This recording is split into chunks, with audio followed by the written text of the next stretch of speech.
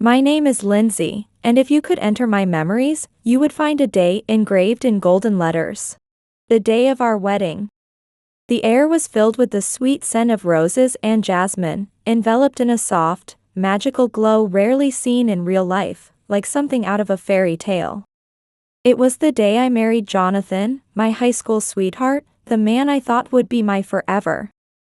Nervous? Amelia, my best friend and maid of honor, asked while adjusting the veil in my hair. A little, I admitted, taking a deep breath, but it was the good kind of nervousness.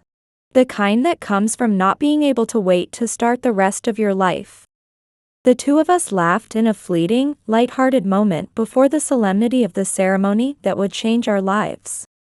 Walking down the aisle, Jonathan looked absolutely dashing in his tuxedo. When his blue eyes met mine, time seemed to slow down. It was like a scene in a movie, the kind of moment where the protagonist realizes they're exactly where they're meant to be. He was my anchor, my constant presence, the center of my world. As we exchanged vows and our lips met in a solemn yet heartfelt kiss, friends and family erupted in applause. The air was filled with love and promise, and in that moment, I felt invincible, like we could face the world together. I felt like I was floating, as if every love poem, every romantic movie, and every love song had culminated in that one kiss. Mrs. Lindsay Williams, Jonathan whispered in my ear, in rhythm with the beating of our hearts. Our wedding was everything I had ever dreamed of. A testament to our love and the foundation of our future. It was perfect, Jonathan whispered as we danced our last dance that evening to our favorite song. It was, I agreed, resting my head on his shoulder, unaware of the winding road life had in store for us. For years, that memory remained untouched, wrapped in a sacred space in my heart. So when you picture me, imagine the Lindsay from that time. The Lindsay who believed in unbreakable bonds and fairy tales. Because somewhere, that innocent Lindsay still exists, as a testament to the power of love and the harsh lessons life sometimes teaches us. As the magic of our wedding day gradually gave way to the routines of daily life, Jonathan and I found ourselves navigating new emotional and financial territories. I remember sitting one afternoon at the modest dining table we picked out from a local thrift store when we first moved in together. Amid a pile of bills, our eyes met, and we both knew our lives were heading in different directions. Recently, I had landed a promising opportunity. Starting an online business with a college friend. Our company dealt with eco-friendly, sustainable products and, surprisingly, grew rapidly within months. We expanded our reach, and the money began to flow in. Jonathan worked as a laborer at a factory, the same job he had held since we first met. It was a steady job, but his paycheck was nothing compared to the income my business was generating. While I stayed up late crunching numbers and strategizing marketing plans, he would come home exhausted, smelling of sweat and motor oil. How was work? I'd ask as soon as I heard the front door close. Same as always, he'd say, taking off his shoes. But how about your day? How's the business? Growing? It is, Jonathan. We're networking and forming partnerships. It's all so exciting. That's my girl, he'd say, pulling me into a hug. There is no limit for you. But over time, I noticed subtle changes. He still asked about my day and hugged me when I shared the good news, but the light in his eyes dimmed, replaced by something I couldn't quite pinpoint. Perhaps jealousy or insecurity. It was an easily dismissible flicker, a shadow that never fully disappeared. Another successful month, he asked one afternoon, forcing a smile. All thanks to you, I'd always reply, hugging him tightly. Thank you for believing in me. You've always believed in me, he said, but his voice lacked the conviction it once had. The balance of power was shifting. We still laughed and embraced, but the laughter felt slightly forced, the hugs a little colder. I endeavored to bridge the gap and engage him in my success. I even suggested he quit his job to pursue his passion for painting, which he had abandoned years ago. What do you think about setting up a little studio for you? I proposed one weekend, imagining a space filled with canvases and colors. I don't know, Lindsay. It's been so long. Besides, someone has to keep their feet on the ground while the other is flying high, he replied, avoiding my gaze. Jonathan, we can both fly, I insisted, but my words felt hollow, disappearing into the growing chasm between us. I couldn't quite put my finger on it, but it felt like the magic that had bound us was fading, leaving behind unspoken emotions and unresolved tensions. Little did I know that tension would soon reach a breaking point, causing the life we had imagined to unravel in unexpected ways. For better or worse, we had started walking separate paths. Paths that would test the strength of our love and the depth of our commitment to each other. And soon, I would learn that sometimes, love alone is not enough to keep two people together. As the days passed, the distance between Jonathan and me grew wider, like a river expanding its banks, yet love, or what I thought was love, kept us tethered together.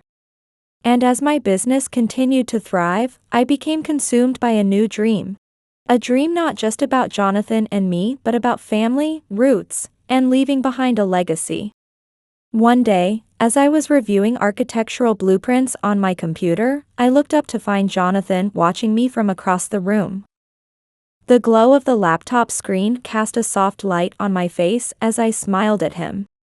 I've been thinking about building a house for my parents, I finally said one evening over dinner, a beautiful, spacious house with enough room for everyone. Jonathan raised his eyebrows. That's wonderful. My parents have given me so much, and I think this is the perfect way to give something back. Jonathan's eyes narrowed slightly, but then he nodded. If it makes you happy, I'm completely on board. The blueprints became a foundation, the foundation became walls, and the walls became a house. A spacious estate built on a picturesque piece of land. The day construction was completed, my heart swelled with pride, as if the house itself was a testament to my love for my family and the ideals Jonathan and I had once shared. Let's move our family here, I whispered, looping my arm through his as we toured the finished home for the first time. It'll be ours forever, filled with love and laughter. It's perfect, he said, but his voice lacked the enthusiasm I had hoped for. It was as if he was acknowledging a distant dream that didn't quite touch his reality. What do you think of the kitchen? I asked, pointing eagerly at the state-of-the-art appliances and marble countertops. Mom's going to love it. It's great, Lindsay. Everything's wonderful, he replied distantly. Something on your mind? I asked. No, just a lot to take in, he said, avoiding my eyes. I should have noticed then, the hesitation hidden behind his carefully chosen words, the faraway look in his eyes, the emotional disconnect that was becoming increasingly apparent. But I didn't. I was blinded by my own success and consumed by my desire to share that success with the people I loved.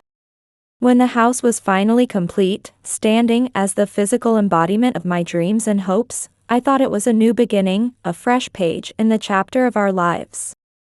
I thought this house, this grand gesture, would bridge the gap that had been widening between us and bring us closer to the fairy tale we had experienced on our wedding day. But I was wrong. I didn't realize how wrong I was until that fateful day when everything I had built came crashing down. The house stood as a monument to my love, ambition, and blindness, all rolled into one. Soon, I discovered that it would become the battlefield for all the promises Jonathan and I had made to each other, both the spoken and the unspoken ones. It was a sunny afternoon that felt full of possibility when Jonathan and I stood at the entrance of the newly completed estate. My heart was pounding with excitement. I couldn't wait to show my parents, to see the amazement in their eyes and the pride on their faces. Today's the day, Jonathan said, gripping my hand as he stepped out of the car. Are you ready?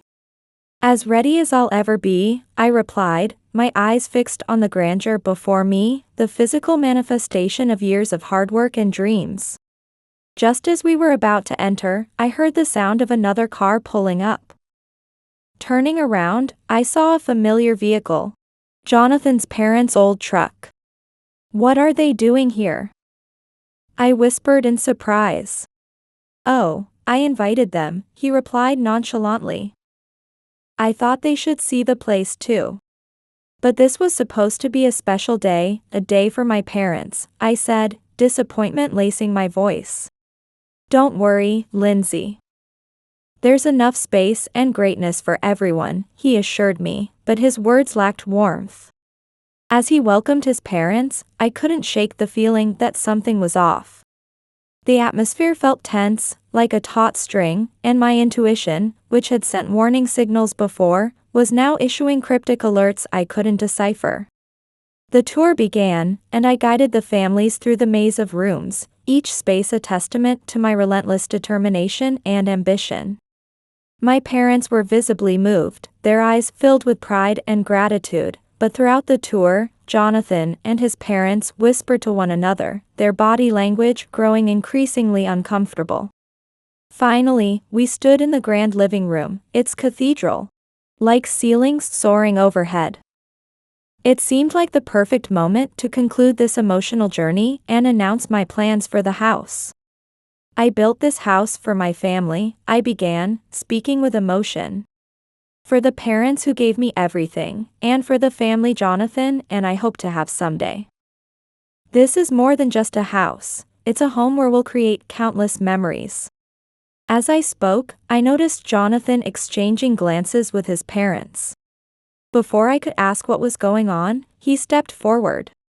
Actually, Lindsay, he began in an oddly calm voice.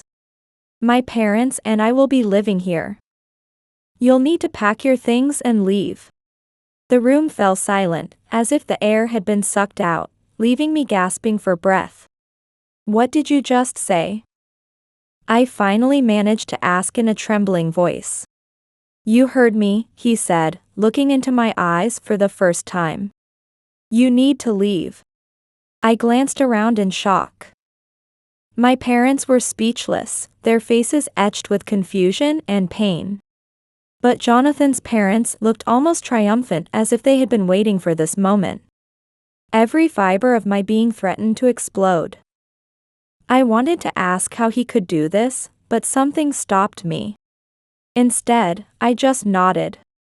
All right, I said, holding back tears. If that's how you feel.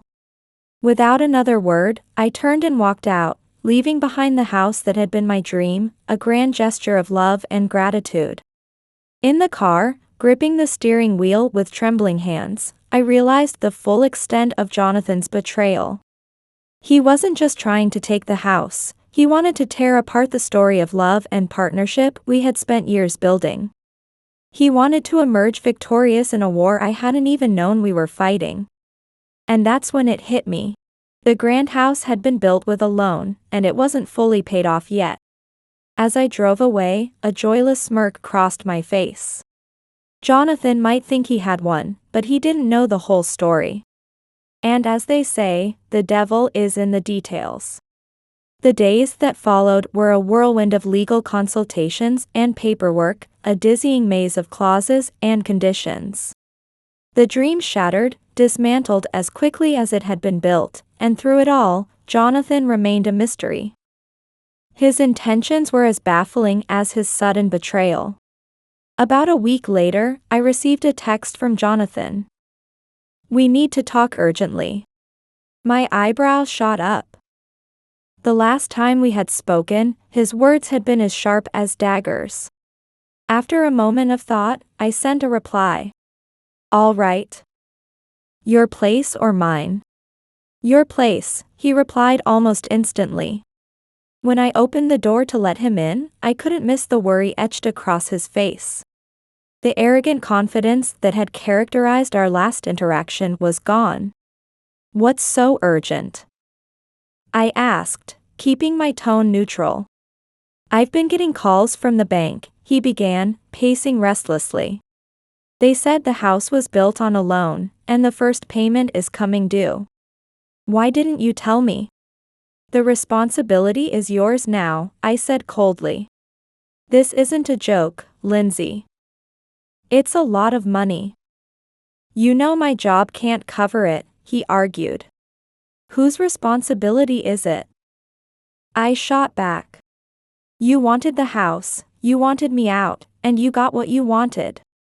You were so eager to assert independence from me, now face reality. Jonathan's face turned red. You set me up, he accused. I didn't set you up.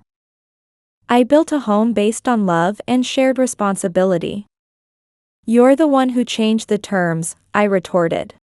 He stared at me, realization dawning in his eyes.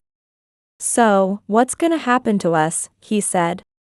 You decided that for both of us, I replied. Then I want a divorce, he declared with emotion. A wave of sadness washed over me, but not for lost love, our affection had left long ago. It was for the broken trust and dissolved partnership. Even so, I nodded in agreement. If that's what you want, then so be it, I said with resolve. You realize I'm now stuck with $1 million debt, don't you? He said, searching my eyes for a hint of regret. You chose that path, not me, I replied, meeting his gaze without blinking. We stood there, two people who had once vowed to be there for each other, now separated by a chasm of betrayal and broken promises. The air between us was thick with unspoken weight. It was the end of a chapter. As he left and I closed the door behind him, I knew this was more than just a physical parting. It was the end of a journey that had begun with stars in our eyes and dreams in our hearts, now meeting a bitter end marked by disappointment and disillusionment. One day, my phone buzzed, and a message from my lawyer informed me that the divorce papers were ready for review. It was truly over. I looked around the apartment. The walls that once echoed with our laughter and held our love now stood as silent witnesses to a love story gone wrong. It is a story of dreams built and dreams destroyed. But as the saying goes, sometimes things must fall apart to make way for something better. As I read through the divorce papers, another thought crossed my mind. Jonathan may have left me, but he also left with $1 million debt. That was his burden to bear, a lesson learned the hard way. And I, freed from a toxic love and a directionless relationship, was finally free. It was an ending, but it was also a beginning, a new start that came at a high cost, but one I was ready to seize with both hands. As the sun dipped below the horizon, casting the world in a golden glow tinged with both sorrow and hope, I couldn't help but think that sometimes the most painful endings are the most liberating. And with newfound determination and a heart ready to heal, I began to prepare for the journey ahead, a journey that would be wholly mine. The divorce process was smoother than expected, perhaps because we didn't have children or because both of us knew this ending had been inevitable for a long time. Within weeks, the paperwork was signed, and the legal bond that had tied us together was severed. For me, however, it was a moment of mixed emotions. I was alone in my apartment, the divorce papers lying on the table before me like a grim trophy. My phone buzzed. A message from Jonathan. Can we meet one last time? There's something I want to say. I hesitated. What could he possibly have to say? But perhaps this was the closure we both needed. I agreed, and we decided to meet at the cafe where we had our first date, a place once filled with promises of love, now the stage for our final goodbye. You look well, Jonathan said as he sat across from me, his eyes tired and weighed down by the events of the past weeks. You too, I lied. He looked defeated, as though life had drained the vitality from him. This is it, huh? He began, avoiding my gaze. Yes, I replied, staring into my coffee cup. Do you regret us? He asked gently, finally meeting my eyes. I thought for a moment. I don't regret the love we had, but I do regret what we became. Jonathan seemed to have expected that answer. I ruined it, he admitted, his voice heavy. Greed and pride clouded my judgment, and now I'm paying the price. And what about me? What price should I have paid? I asked. I don't know, he confessed. I took you for granted, thought you'd always be there no matter how I treated you. That was my mistake. Yes, it was, I said, my voice tinged with bitterness. The moment you told me to leave the house I built was the moment you sealed our fate. Jonathan sighed. It's in foreclosure now. My credit is ruined, and I've had to move in with my parents. My life is falling apart. I looked at him, the man I had once promised to love in sickness and in health, in wealth and in poverty. How quickly those vows had shattered. Sometimes life gives us the lessons we refuse to learn on our own, I said. Maybe you're right, he admitted. Silence enveloped us, heavy with the weight of shared history and personal mistakes. Goodbye, Jonathan, I said as I stood up. Goodbye, Lindsay. I hope you find the happiness you deserve, he replied, looking into my eyes one last time. As I walked away, I felt an overwhelming sense of finality. This chapter of my life had closed, sealed with the ink of legal documents and tears shed in a cafe. The man who had once meant everything to me was now a stranger, a footnote in the story of my life. I focused on my career, nurtured relationships that truly mattered, and, most importantly, learned to love myself unconditionally. As I stepped into the fresh night air, my phone buzzed again. It was a message from an old friend, someone I had lost touch with amid the chaos of marriage and subsequent divorce. Hey, Lindsay. It's been a while. If you have time, I'd love to catch up. A smile spread across my face. Yes, this was the end of Jonathan and me, but it was also the beginning of so many new possibilities. Months passed after the divorce was finalized, and life began to return to its normal rhythm. Or at least a new version of normal. My career continued to thrive, and my relationships with friends and family grew stronger than ever. I rediscovered a Lindsay who loved life, found joy in simplicity, and no longer defined her worth by someone else's actions. One day, as I was working on a project, my phone buzzed with a message from Elizabeth. A mutual friend who had somehow maintained friendships with both Jonathan and me despite our messy breakup. Hey, just wanted to let you know, Jonathan's not doing well financially. His parents couldn't keep up with payments and had to move out of the house. I stared at the message, my emotions intertwining in a complicated web. There was relief, a touch of vindication, and even a hint of guilt. Before I could sink further into the emotional mire, another message appeared. It was from Jonathan. Lindsay, can we talk? I need help. For a moment, I was transported back to our happier days, when I need help was a phrase filled with love and mutual respect. I made the call while thinking about the house, my dreams, and his betrayal. Are you seeking revenge, Jonathan? Or justice for what you did? I asked, looking straight into his eyes. I don't know. Maybe a bit of both, he said, his voice barely above a whisper. I paused, taking a deep breath. I'll give you the money, Jonathan. But not because you asked, and not because I want revenge or justice. It's because I want this chapter of my life to end completely, once and for all. His eyes widened, disbelief written across his face. After everything that happened?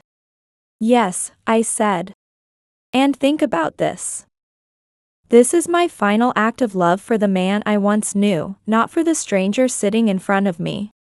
Thank you, Lindsay, he said in a voice heavy with regret. I don't need your thanks, Jonathan. Take this as a lesson and make better choices in the future. From that day on, my life began to take on a new vibrancy. The financial aid I gave Jonathan was both a final gift to him and a declaration of freedom for myself. Spring arrived, and I moved my company into a new office. The demand for eco-friendly products continued to rise year after year, and our business was steadily growing. As I sat at my desk, bathed in the morning sunlight streaming through the windows, my phone rang. It was Amelia. "Hey, Lindsay. How about brunch this weekend with everyone?" She had been my maid of honor at the wedding and had stood by me unwaveringly even after the divorce. In fact, we were planning a collaborative exhibition between her small art gallery and my company. That sounds lovely. We could also finalize the gallery plans afterward. Exactly. Oh, and there's someone I want you to meet. There was a hint of mischief in Amelia's voice. As I later discovered, this would be the beginning of a meeting that would once again change my life. Evan was an architect who would later design our company's new eco-friendly office building. When we first met, I was struck by his sincere gaze and his profound thoughts on environmental issues. But more than that, I was moved by his attitude toward my past. Everyone has their own story. What matters is what we learn from that story and how we use it moving forward, he said. His words resonated deeply with me. One day, I saw Jonathan's parents' old truck being driven away to its new owner. I'd heard they had moved into a small apartment and that Jonathan had started a new job in another city. Strangely, hearing this news didn't hurt anymore. Life is funny, isn't it? I murmured while sitting in the passenger seat of Evan's car. The evening sky was beautifully painted in hues of orange and pink. In what way? We all have to face the consequences of our choices. But along the way, we often stumble upon unexpected gifts. For me, it was finding myself again. Anne. I trailed off, and Evan smiled at me gently. Around this time last year, I had been building a grand mansion. Now, I am creating a simpler yet truly personal home, on a piece of land Evan and I chose together, using sustainable materials. When I occasionally look at the blueprints for the new house, I am reminded of the dreams I had on that dazzling wedding day. But now I know that happiness doesn't necessarily lie in mansions or grand promises. Sometimes, real happiness is found in quiet conversations at the breakfast table or in the presence of someone who truly sees you. Hi there. My mother greeted me warmly as I returned from work. My parents now live near my home. It's not an extravagant mansion, but we enjoy quiet weekends having barbecues in the backyard and sharing stories with family and close friends. Hey, I'm home. When I say those words, I feel them deeply in my heart. I have truly come home. The past undeniably exists, but it has shaped me into a stronger, wiser person. I am no longer a victim of a failed marriage or a betrayed wife. I am a woman who is crafting her life on her own terms and weaving a new story. Sometimes, Amelia jokes. Your life is like a reverse fairy tale. Starting with a prince and ending with finding your true self. Indeed, my story didn't end in a conventional fairy tale way. But perhaps that's what makes it my true happy ending. Because this ending wasn't brought about by marriage or promises to someone else, but by reconciliation and renewal with myself. And now, I am looking toward a new dream. Not a flashy one, but a dream that feels tangible and entirely my own.